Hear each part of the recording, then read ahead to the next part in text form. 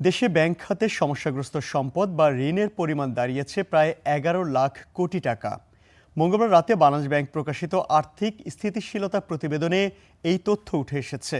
এতে দেখা যায় গেল বছর ব্যাংক খাতে দুর্দশাগ্রস্ত ঋণের পরিমাণ ৪৪% বেড়ে ১০,৮৭,৫৯০ কোটি টাকা হয়েছে, যা ব্যাংক খাতের মোট বিতরণ করা ঋণের ৫৯%।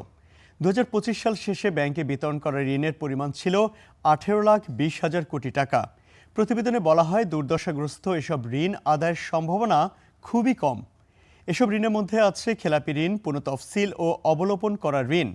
ঋণ বাড়ার ফলে ব্যাংক খাতের সামগ্রিক মূলধন ঘাটতি ঋণাত্মক হয়ে গেছে।